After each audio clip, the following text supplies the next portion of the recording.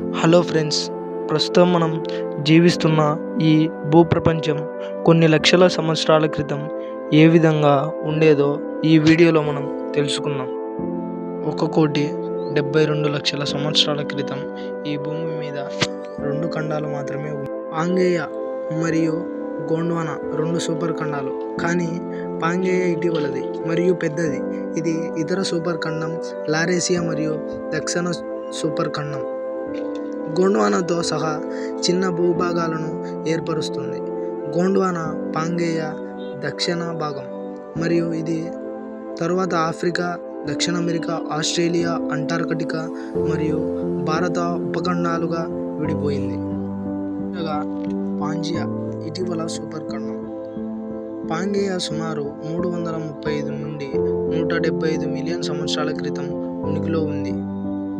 ఇది దాదాపు 300 మిలియన్ సంవత్సరాల క్రితం లారేసియా అనగా ఉత్తరాన మరియు గోండ్వానా అనగా దక్షిణాన వంటి ఖండాలు ఢీకొనినప్పుడు ఏర్పడింది. పాంజియా భావనను మొదట జర్మన్ వాతావరణ శాస్త్రవేత్త ఆల్ఫ్రెడ్ వెజెనర్ అనే శాస్త్రవేత్త 20వ శతాబ్దం ప్రారంభంలో తన ఖండాంతర చలన సిద్ధాంతంలో భాగంగా ప్రతిపాదించారు. ఇప్పటి నుండి ఇది ప్లేట్ టెక్టోనిక్స్ యొక్క ఆధునిక సిద్ధాంతంలో విలీనం చేయబడింది. రెండవది గోండ్వానా. గోండ్వానా అనేది సుమారు 500 మిలియన్ సంవత్సరాల క్రితం ఏర్పడిన ఒక పురాతన సూపర్ ఖండం.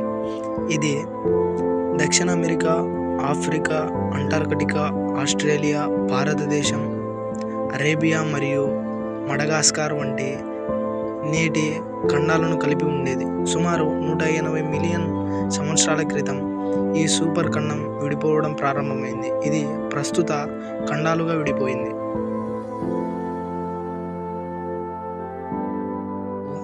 600 మిలియన్ల సంవత్సరాల క్రితం ప్రీకాంబ్రియన్ కాలంలో ఇది పూర్తి సూపర్ ఖండంగా ఏర్పడింది. గోండ్వానా అనేది భూమి యొక్క దక్షిణ అర్ధగోళంలో ఉన్న అతిపెద్ద ఖండం. దీనిలో నేటి ఖండాలలో 3/2 వంతులు ఉన్నాయి.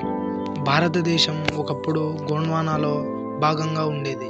ఆ తరువాత ఇది విడిపోయి ప్రస్తుతం ఉన్న ఆసియా ఖండాలలో ఇతర భూభాగాలతో ఢీకొనింది.